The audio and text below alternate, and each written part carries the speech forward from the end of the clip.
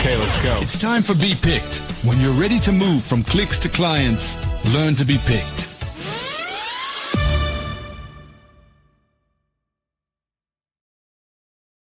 Welcome to Be Picked. We are the podcast for small professional service providers helping you build and grow your business. I'm your host, Andrew Kolsky, and today we are talking with Louis Swart. He is a speaker, business coach, and founder of IronBridge, which deals with virtual assistants and AI business. He talks about delegation and helping you get more things done using the best tools out there available today. So, Louis, welcome to the show. Andrew, thank you so much. What a pleasure to be here. I know when we were kids, we always wanted to be picked for the team, eh? How good is that? How good is that? Love the name. Yeah, thank you. That's actually one of the first articles and blogs I put out was why Billy doesn't get picked for the team. And we talk about, the fact that people have to build up their credibility over time. Who knows when Billy's the new kid to school, how do you know if he's going to be the best kickball player or the worst kickball player? You don't know. So you kind of aren't sure whether to pick him yet. And then he builds his reputation and then he either becomes the first pick or the last pick. This is true. So, all right, well, let's talk about you and what you do. So maybe we'll start off with, if you can give us a summary of exactly the type of work you do today and what got you into that. Okay, cool. So I'll go back a bit. I'll tell you, I was sitting in a bank. I just sold a business. I was 30 years old. I had 200 staff. Sold the business for $5 million, sitting in the bank, and they were counting out the money, and they had one of those machines like, grrr, and then they put an elastic band on it, put it in the briefcase, and I was thinking back to a business that I had when I was 25. I was 25. I grew a plumbing business. I had 10 people on the road, and I went to go and sell it. And when you're 25, you're bulletproof and you think you know everything in the world, and I said to the broker, how much can I get for this? What am I going to get? Who can afford it, basically? And the broker said, Louis, who does the accounts? And I said, well, I do the accounts. And I remember I was still super proud, I do the accounts. And who does the quality control? I do the quality control. And who does the quoting? I do the quoting. I. And he said, Louis, your business is worth nothing. And I remember that sinking feeling in my stomach, just going, what? What do you mean it's worth nothing? It's taken me all this time to build a business, and now it's worth nothing because literally the whole business relied on me. And so he said, Louis, I've got to get another Louis who knows plumbing, knows accounting, knows HR, knows all these things in order to buy this business. And if there's somebody like that, they're probably running their own business. They don't want your business. And that was pretty devastating for me. But fast forward 5 years. And now we went to sell the business, and it was a business I had with my brother. And we went to sell the business, and they came in and they said, who does this? And everything was like, when you talk to that person and it's never their fault, it's always somebody else. They're always pointing the finger somewhere else. And it was all that. And we were able to sell that business for $5 million within 2 weeks. Wow. So that business went really, really fast because management could just step in, take over from us. There was already people doing all the operational stuff. And that taught me a massive lesson in that, if we don't learn how to delegate, literally our business is worth nothing. We've just got a job. If you can't close your doors and go on holiday for a month, nobody wants to buy that. You probably work harder than everybody else. And if you probably take the hours that you work and you work how much money you get, you're probably a pretty low paid employee. Sometimes you'd be better off to just go and get a job where, they pay you per hour. So that's kind of where my whole thing started. And then, I came to Australia and I had some epic fails and some good wins. And the last business I grew to turning over 35 million, 450 staff. And I was like, man, I had all the things that success should be, right? But I felt empty inside. I felt like I should be happier, but I felt empty. And so I went on this quest to try and work out what's wrong with me, because I thought I must be broken. And so I became an NLP master practitioner, the neuro-linguistic programming, how we think and how we talk. I became a hypnotherapist, a timeline therapist. I did Wow. all these different modalities. So now I'd come from a business perspective where I understood business completely. And now I was actually going completely into the woo-woo world where I was trying to understand all the mindset and what powered us. And I realized that there's such an overlap on the two. Lots of times people are in business and they're not making money, but it's not because they're not working hard. It might be probably more than likely they're not delegating, okay? But also they've probably got childhood traumas and they've got these limiting beliefs that have carried across with them. And so that's cutting down how much money they can make. So it doesn't matter how professional you are, you'll make money. What happened with me personally was I made money and then I would lose all the money, and then I would make money and then I'd lose all the money, Mm-hmm. And I mean, we're talking millions. You'd make it, you'd lose it. You make it, you'd lose it. You make it, you'd lose it. And there was limiting beliefs. I had lots of beliefs around money that weren't true. And I had lots of limiting beliefs around me not being worthy, not deserving to have money. And so when I got money, I would just flush money out because I didn't deserve to have it.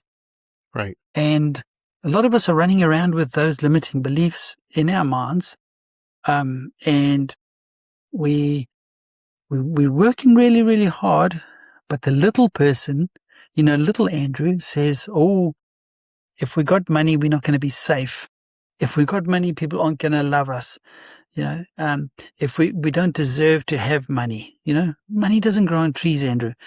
Okay, so if I get money that's like it doesn't grow on trees, I shouldn't have money, or you'd be in the car with Dad and somebody'd pull up in a really fancy car next to you and you'd say, oh, Dad, look at that nice car.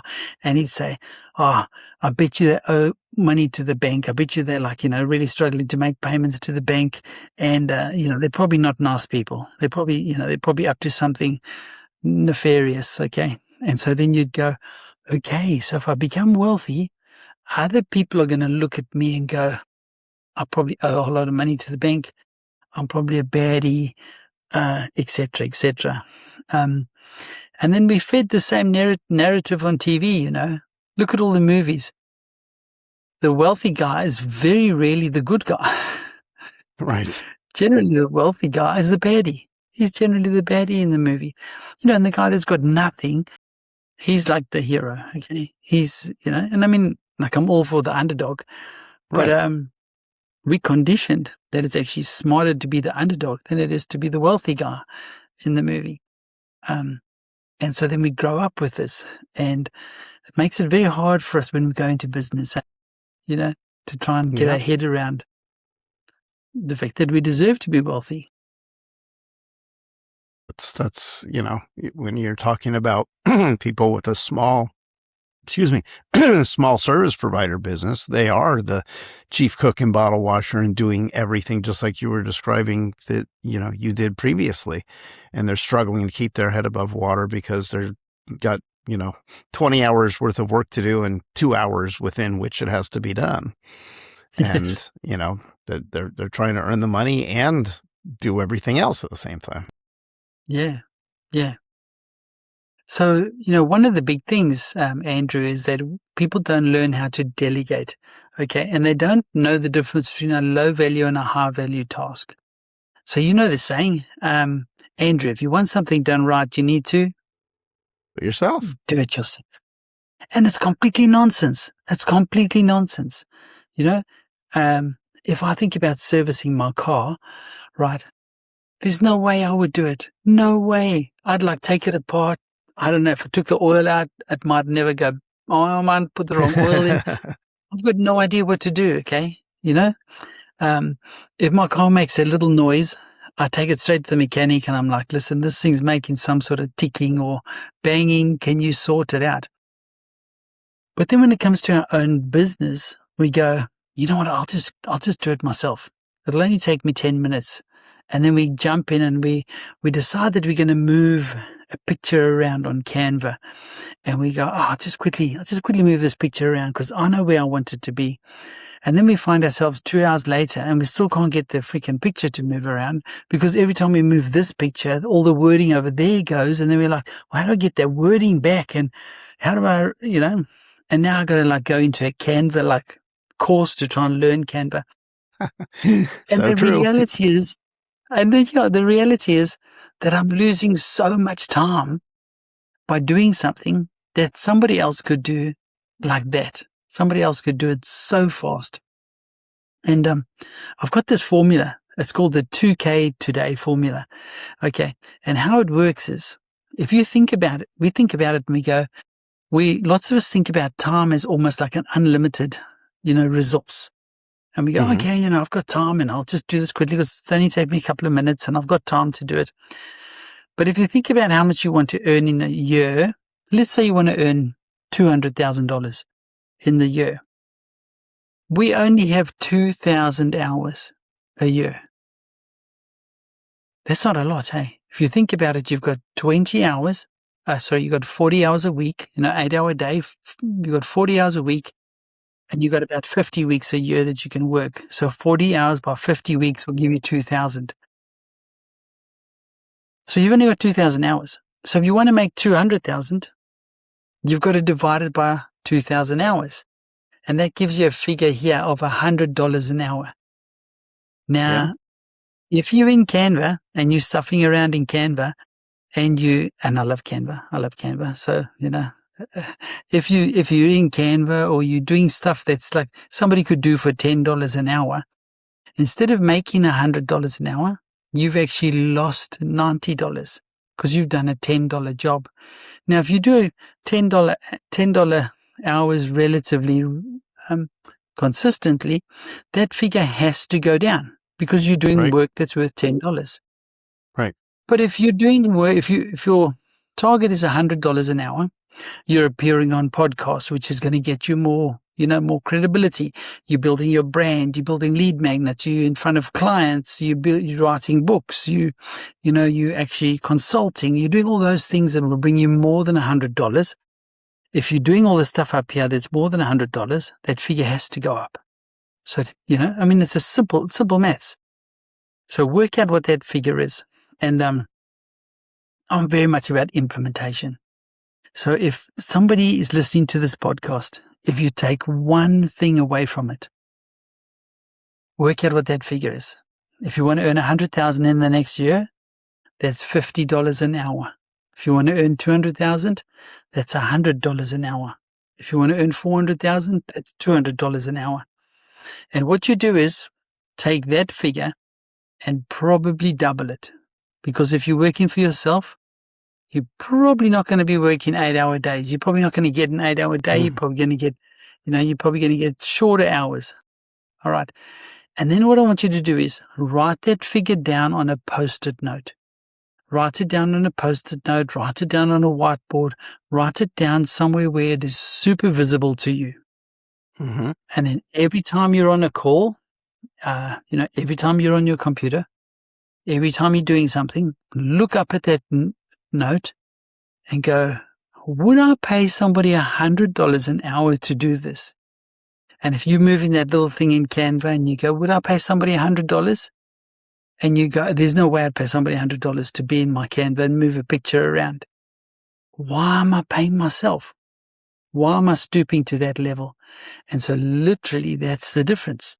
But if we have something visual that we can constantly look up and go, okay, and then work out what we're doing. Okay, that's going to make a massive difference in your world. Just that one thing will change the whole way that you look at the jobs that you're doing. Right. So, obviously makes total sense. And then I listen to what I think others, are thinking about it. And I know that I've thought it myself when I think about this, which is, okay, so, but where do I find the time to do that? I got to find someone who's going to do it, and I got to trust them, and I got to make Excellent. sure that they know how to do it the way I want to do it. And then all of those buts Excellent. come up. Excellent question. Okay. So the way that I would recommend anybody delegates, and there's a really streamlined system to it. What's that one job that you do every day or, that takes 5 minutes? It's super easy. You go in and you check through your emails and you go, these are spam. This is nonsense. This person's trying to sell me something, right? But it takes you 5 or 10 minutes every day. Find that task, and teach somebody how to do that one task. So now you've saved 5 minutes, and it's probably going to take you 20 minutes, okay? But you've now saved 5 minutes a day. So for the next week, you're saving 5 minutes. So then the next day, you've already saved 5 minutes. Now you teach them another 5-minute task or a 10-minute task. So now the next day, you've saved 15 minutes. Now you take the 15 minutes that you've saved and you teach them a 20-minute task. Very soon you've saved an hour. And now you can say, okay, I'm saving an hour every day. And now I'm going to go in there and I'm going to show you a little bit more complex task, because this one's going to maybe take me 2 hours to explain to you how to do it.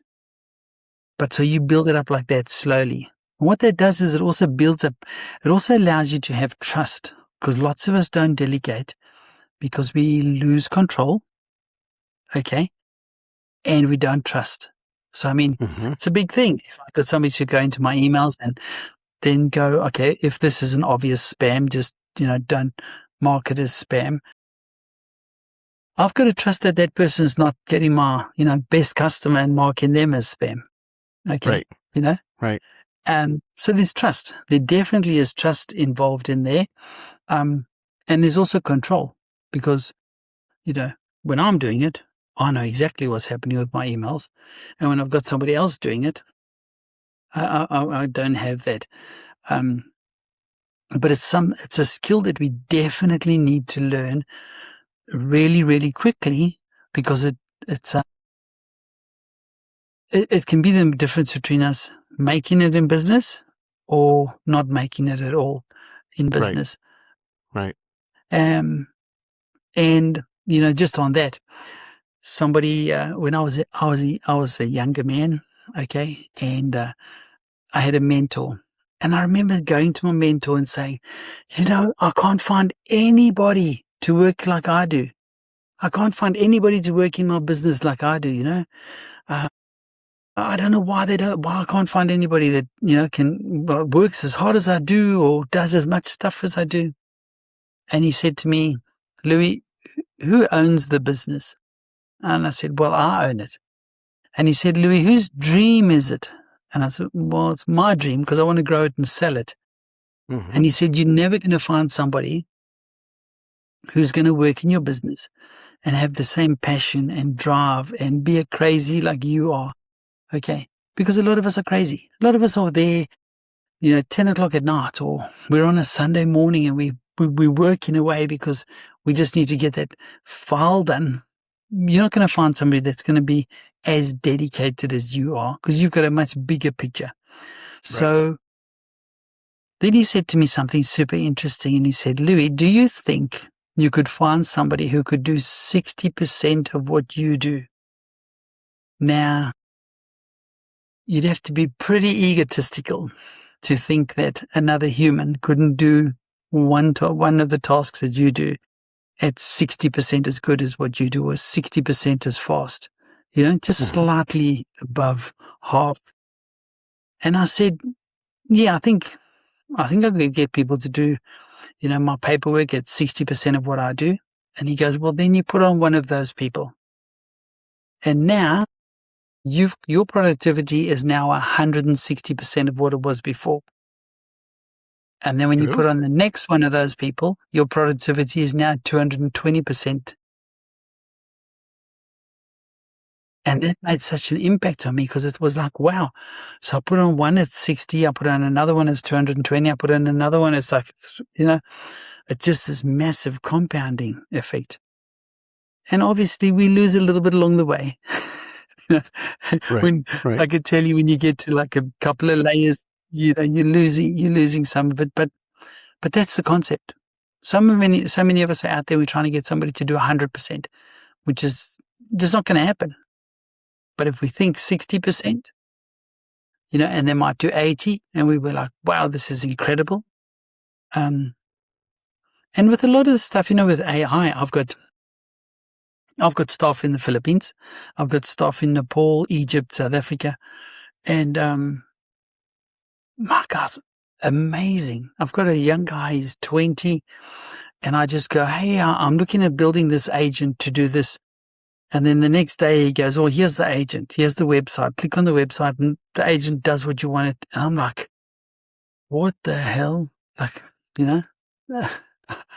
there's no way I could do it. There's no way I could even possibly do it. Right. So that's where you want to be, I mean, Yeah. and I think as AI is coming along, we want to get to that point where lots of us, I go on Facebook, okay? And on my Facebook, I always get a bit depressed. I get a bit depressed because I'm on Facebook and it goes, you don't need anybody. You just take this podcast, you put it into Opus Clip and it comes out with clips and then like, bang, your world's perfect. And, the whole universe is amazing and everything. And then I go, okay, right. Then I go, now I'm going to download Opus Clip. Okay. So download Opus Clip. And then, I go, man, I've got to pay a subscription for this now. So then, okay, so I pay the subscription. Now I'm paying the subscription. Now between my work, I'm trying to work out how the hell I use Opus Clip. I'm trying to learn how to do it properly. And, it takes so much of my time. And then when I do it, it doesn't, it comes out okay. It comes out okay, but it's nothing great. Okay.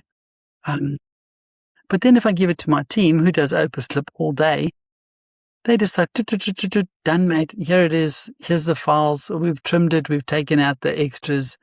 We've done whatever. And it constantly amazes me, how fast some people are with some technology.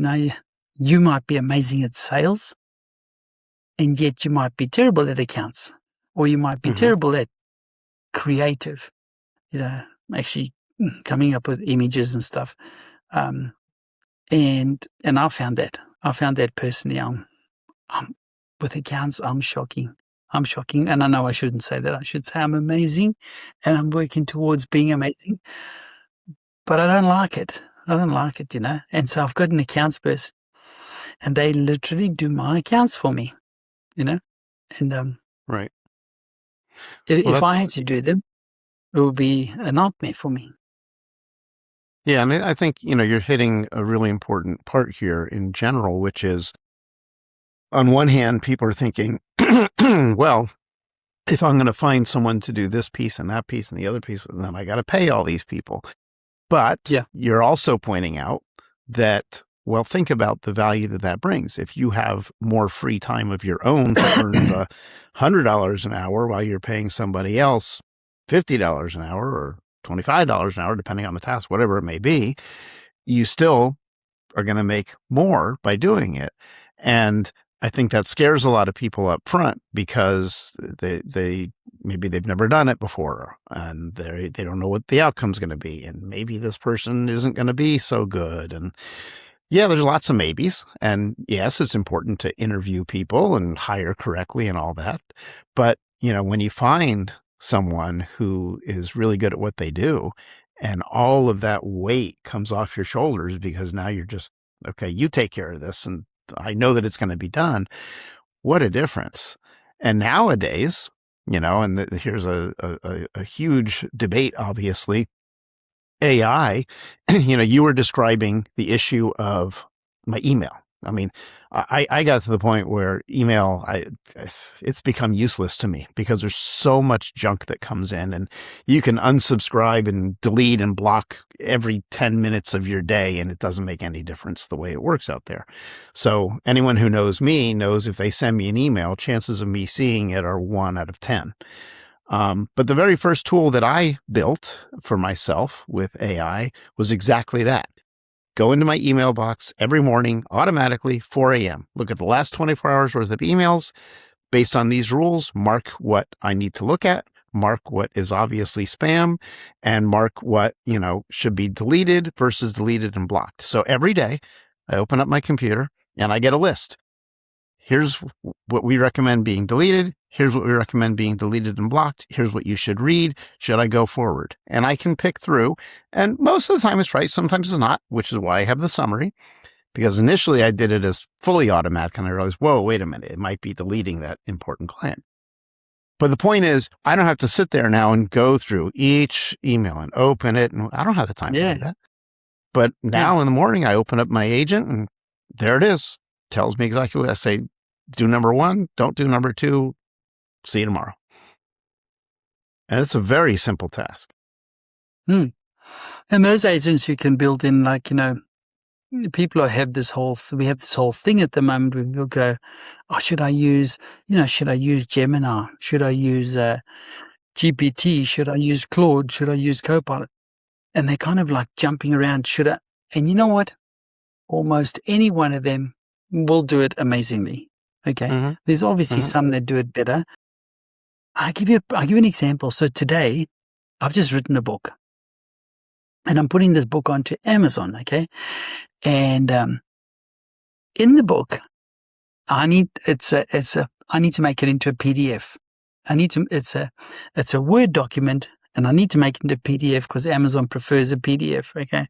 So I go online and I go Google and I go, hey, Google, I want to do a PDF, a Word document to a PDF. And it goes, well, there's these different things you can use. Okay. So I go into one of them and there's one called Cloud Convert or something. And, I go in there and it says, yep, you can do it for free. And then I put in this and I put in that. And then it says to me, hey, you need to pay. You need to subscribe. And it's like, it's $2. And I'm like, I need it done. And I'm like, okay, I'll just pay the $2. But then I read the fine print and the fine print says, if you don't cancel within the 2 days, it's going to be $40.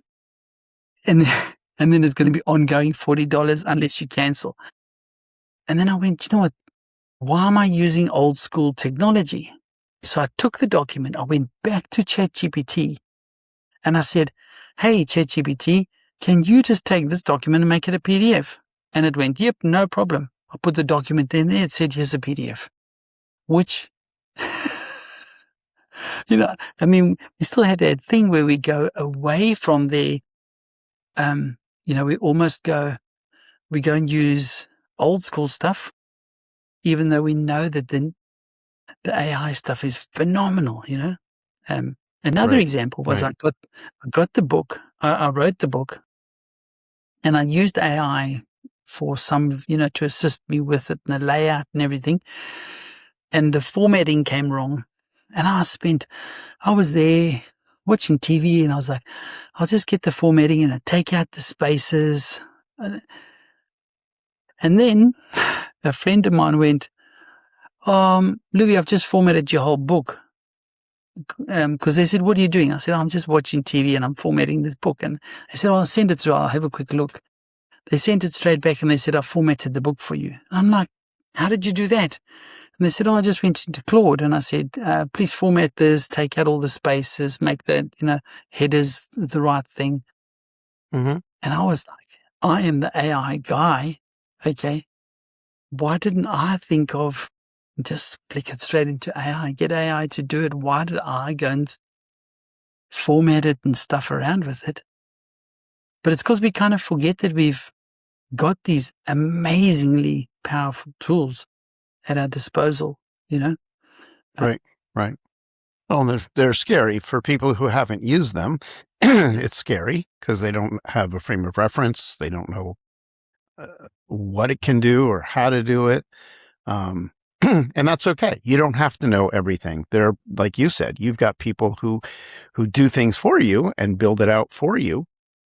Okay, so hire somebody to build out something for you. But the amount of time that I personally, I look back at my own business, building my own business. Well, you got to do things to get out there. You got to be known. You got to do YouTube videos, you got to write a book, you got to do all these things, or in the internet world, you're nothing today because AI will never find you.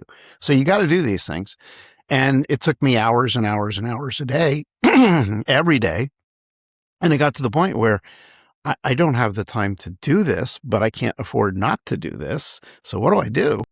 And then I realized, you know what? I'm going to automate a lot of this because with the tools available today, I can do that. And that's how this whole business got started, and the credibility generator that I have, and things that I help other professionals do is, all right, let's get you automated here so that you can be doing the things that you don't have time to do.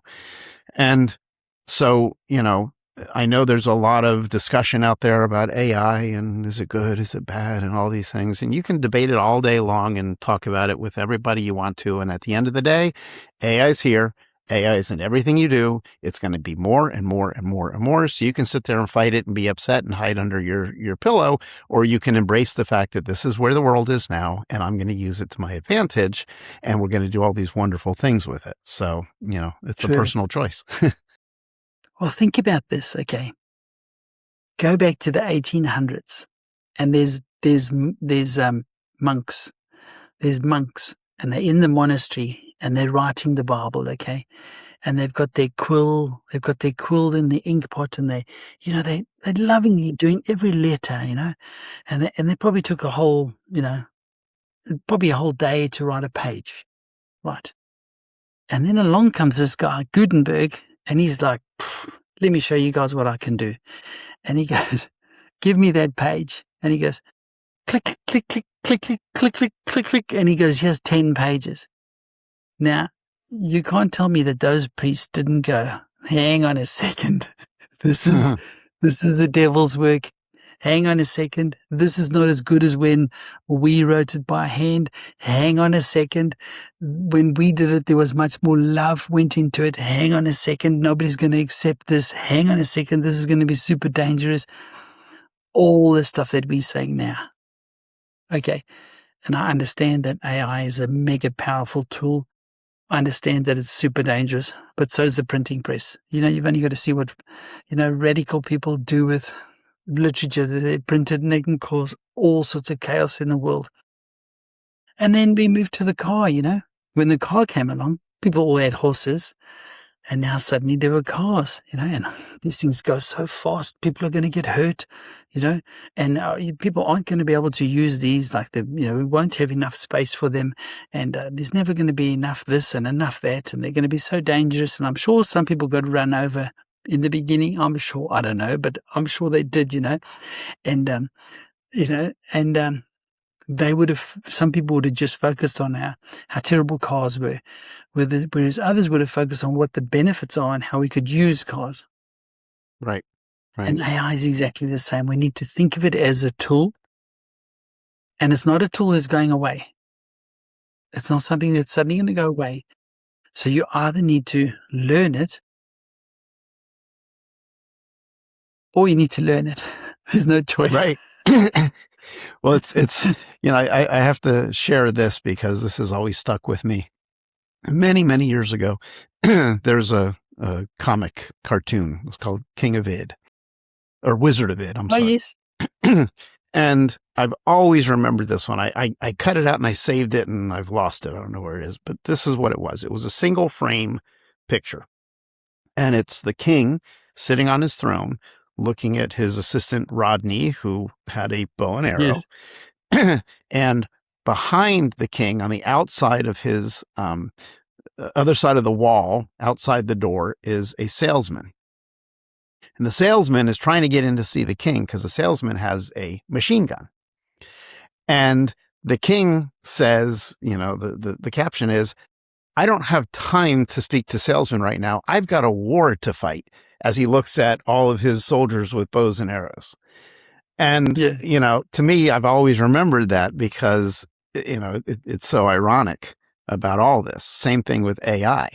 You can sit there and complain about it all you want, or you can embrace the fact that this is just the next tool, like the car was a tool, like email was a tool, like a telephone was a tool, like the electric light was a tool, and on and on and on throughout history. So Every Yeah, time the new thing comes out, there's that, level of fear and, oh my God, the world is going to end because now we have electric light.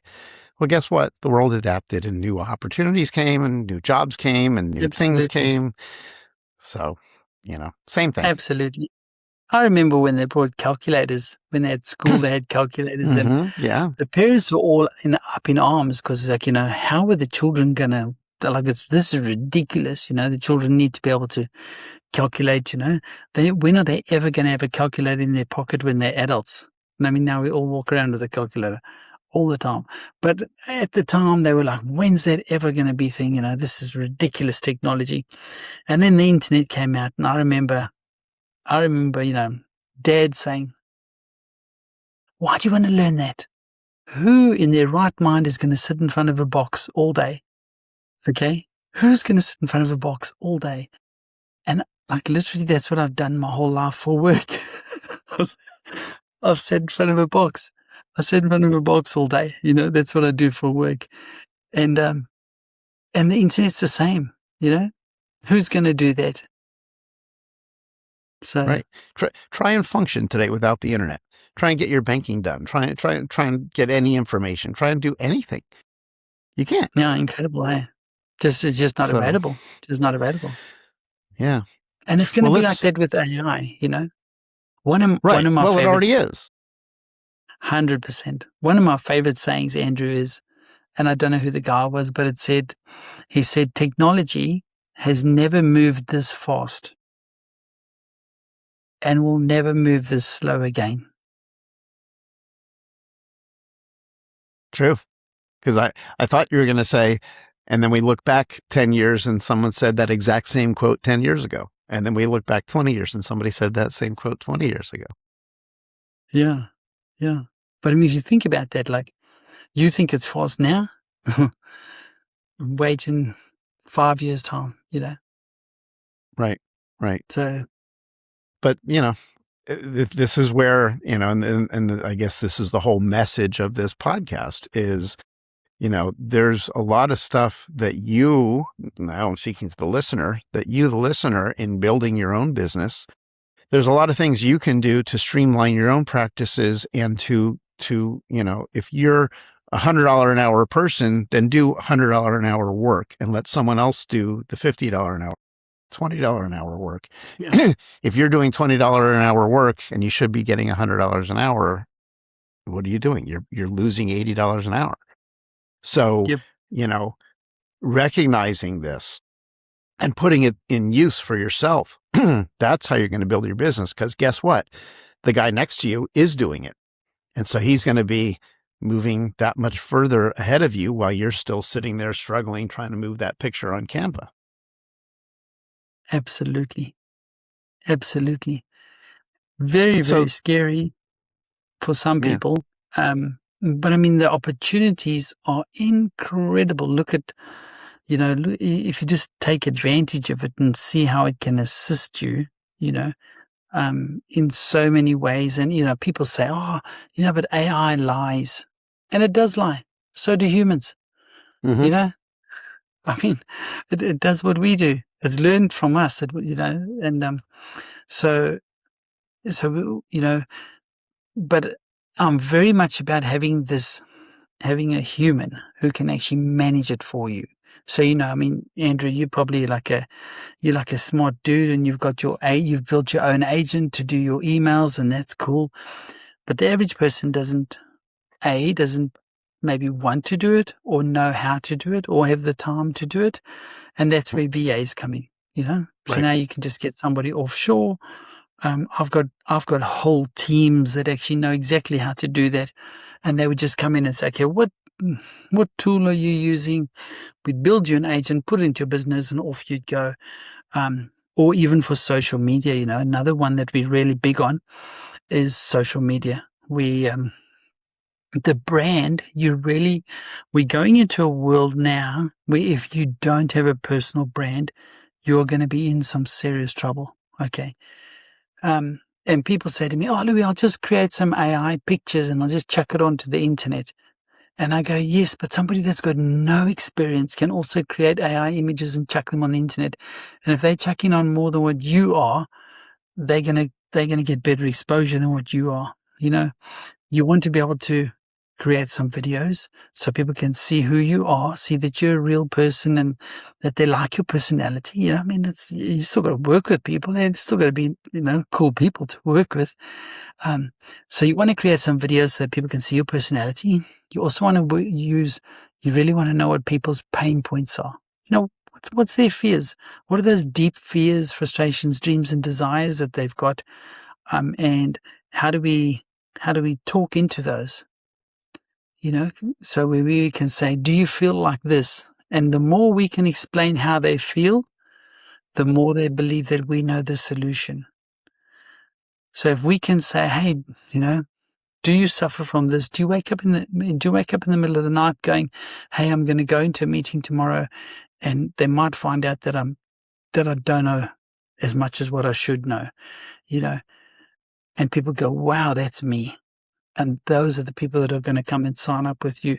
And so, on that note, I've got a little program where I work with people one-on-one, and I create 6 months worth of content for you in 1 hour. In 1 hour, I create a full 6 months worth of content. So, that's, I'm still blown away by the results. I did one today, and the person was just blown away, and I'm continually blown away how AI has allowed me to do that for people, Right. Incredible. Incredible. Well, let's do this because we're over time here, but this has been really interesting and helpful.